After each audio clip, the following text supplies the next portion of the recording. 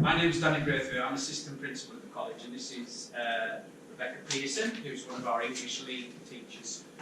And what we set out to do is a lot of it was a kind of the initial idea and the initial rationale, if I use that term, was about getting beyond this idea that was incredibly frustrating for me as part of the observation team, as part of leading a teaching team as well, which kind of focuses on this, when students get the holy grail of a grade 4 in English or maths, that it's literally kind of, right, everything's embedded.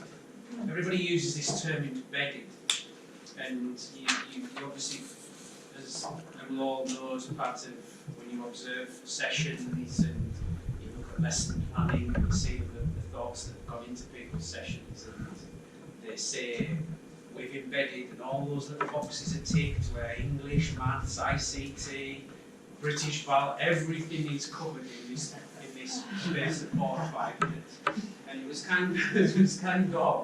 was more of a plea and a kind of frustration that kind of brought us to start thinking in a little bit more of a rounded way about how do we genuinely start looking at developing skills, and in particular obviously English skills, beyond that grade 4.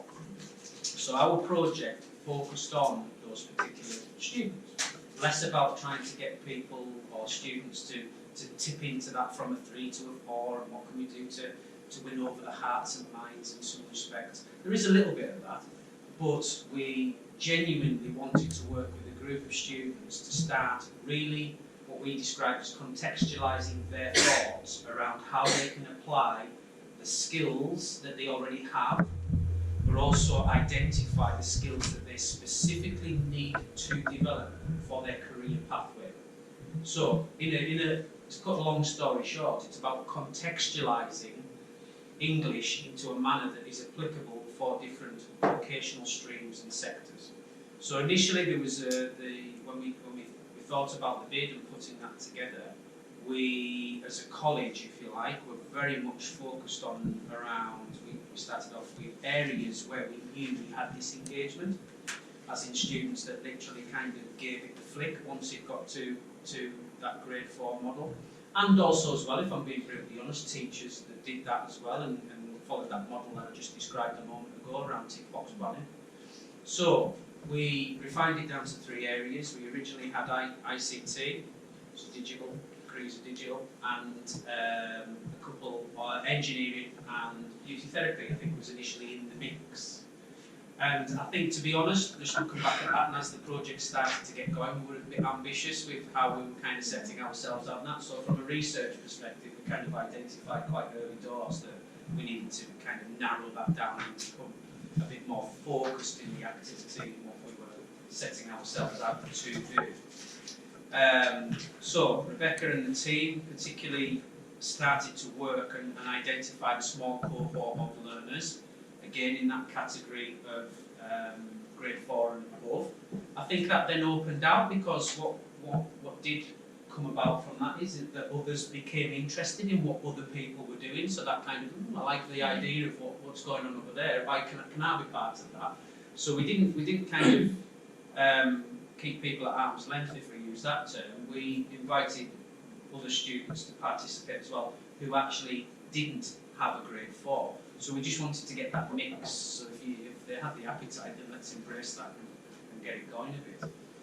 So we genuinely got our project focused around developing clear starting points in a contextualised manner for our digital learners, so that they could themselves, and I won't shoot Rebecca's folks because she'll talk you through exactly what they did and how they set things out, but it was about transferring that ownership from the teacher perspective to a learner and to learners, but also as well the recognition that you can develop English skills in a career pathway that you're considering, and that's in itself going to set you in good stead for any interviews, and the wider sense of development as well in confidence, and a lot of the more difficult to measure kind of elements.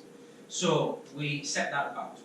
Now, one of the key things that we did recognise, again from early doors, is about that term mindset, which is really interesting because I've obviously heard that in a number of the workshops that I've been in this morning, and it's a big thing for us as a college, as I'm sure it is in the colleges across the country as well.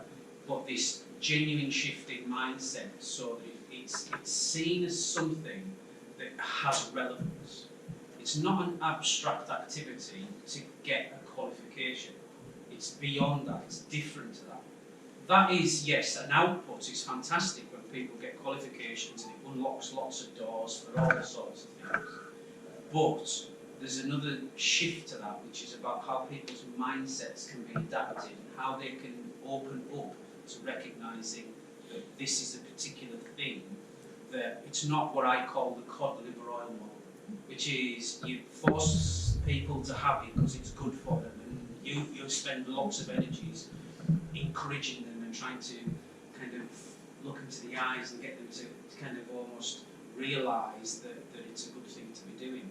And if we can shift that mindset so that people are more open to that, people are more actively engaged in that, then that in itself sets you on a different pathway and a different type of dialogue in the work that you're doing. Hence, around the development and the structure of the initial assessments, which I'll hand over to Rebecca to discuss.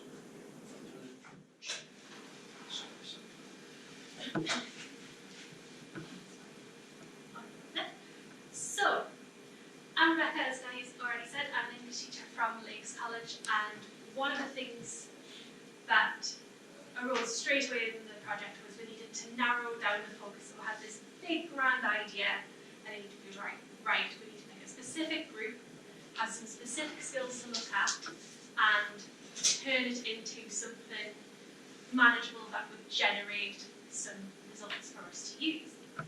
So, who was selected? We selected some level 3 IT students. Now, a lot of our students tend to come in maybe level 1, level 2, and work their way up. So some of these students we've known for quite a while. Some had already been in our English classes and had passed. Some had been coming in from school with that Holy Grail grade 4, but we'd seen them about in the corridors because it is quite a small college. And some were still in my recent class. And for those lucky individuals, because we were doing these sessions on a Friday afternoon, I not only had 3 hours of me Thursday and Friday morning, but then got to sing lead again. So I'm sure they really appreciated that. So we targeted that group specifically because there was a wide range.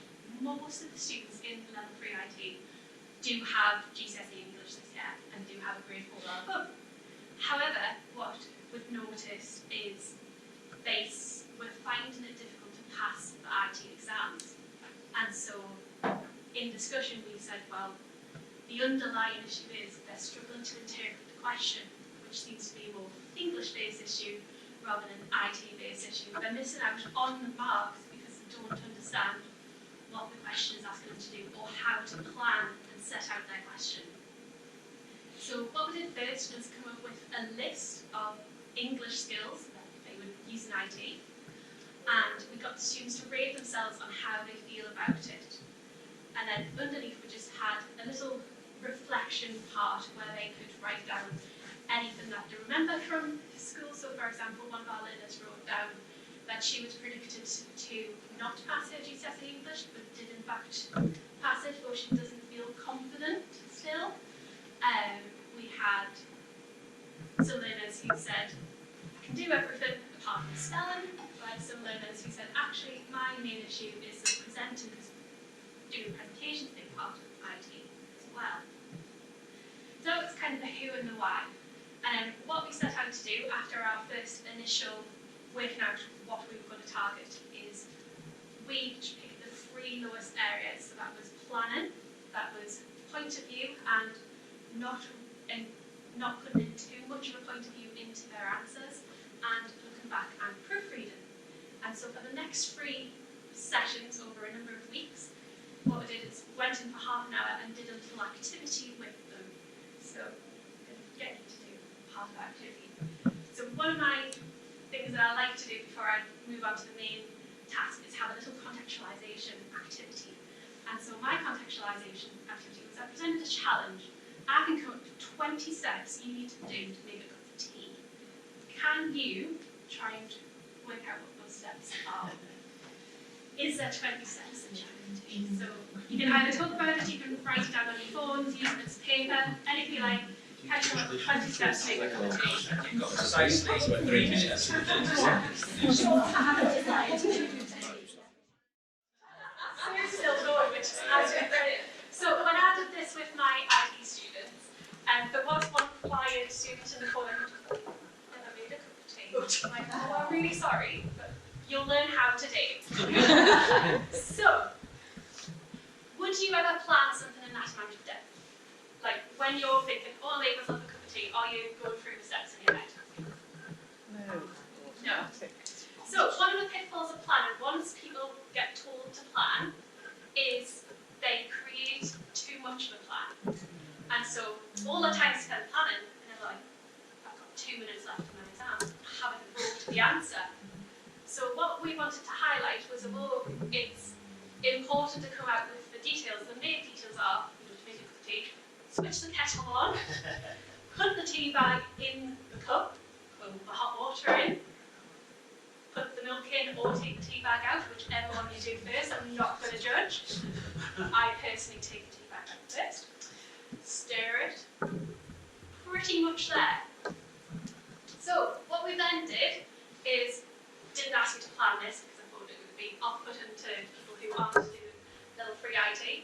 You've been asked by a company to produce a report about the mitigation of existing local on-site backup services to a cloud-based system. The backup system will be used by all employees to share sensitive data.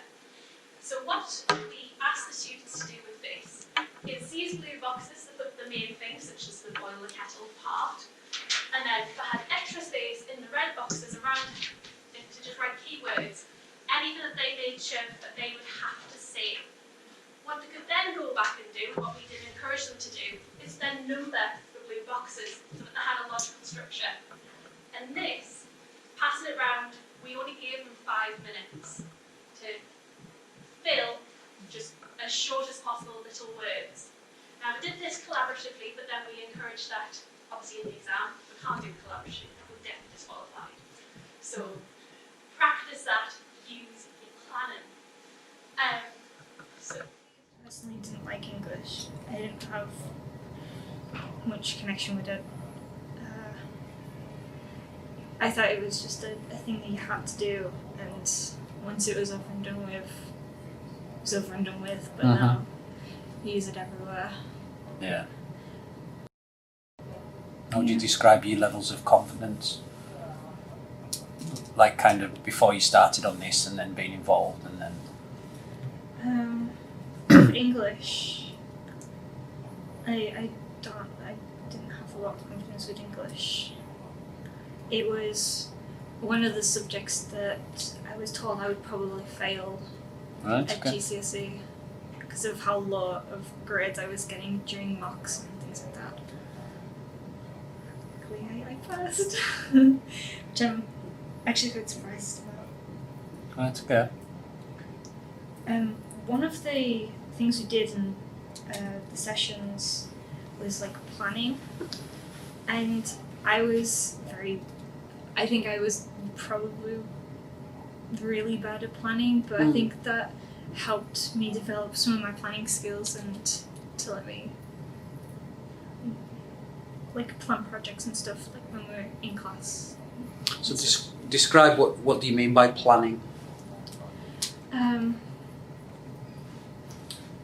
I guess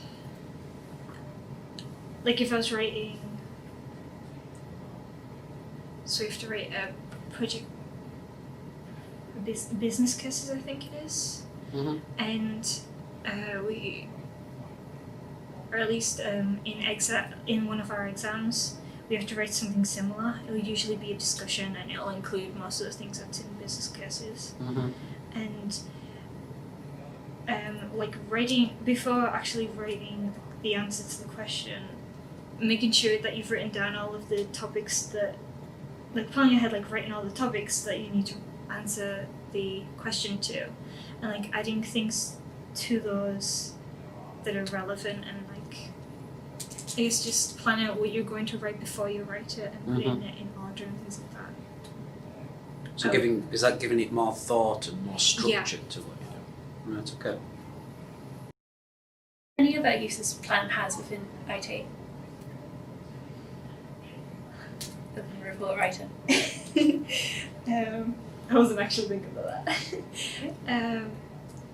Before you code a application or a game or something, you'd usually plan out how the data is going to flow, and it's usually called a data flow diagram. Mm-hmm. So that'll be like flowcharts, and one of the things we use is pseudocode, which is pretty much writing the code out in a easy way to like read and manage it. So that's one way of planning, I guess. Yes, yeah. It's changed? Has it moved? Has it altered? I'm not saying it's like kind of an epiphany of, I'm now amazing at English, you know what I mean? I mean, I'm never going to be amazing at English, but I have gained interest in it a lot more. Like I'm reading a lot more, like articles online and stuff. So for those IT-related articles, are just articles that you have interest in? A mix of both, actually. Oh, brilliant. Just whatever interests me online. Like it could be something about what's happening on the news, or it could be IT related, like this new software you need to uninstall because it's dangerous. Yeah. Like it's just. Yeah, but that's the career pathway that you're considering going down. So it's relevant and it's important for you, just in the same way as other people and look at other kinds of technical journals or information. Or I think that's probably about it. I did think about one thing with confidence. Mm-hmm. I've noticed this quite recently, but my last year on the course, we were doing a lot of presentations, and I feel like I don't have a lot of confidence speaking out to people. And so when I was doing those presentations, I was quiet, mumbling, awkward. But this year when we were doing the presentations, I felt more confident in the subject I was talking about, and I felt like I was presenting myself with more confidence in those presentations. That's the thing that came to mind.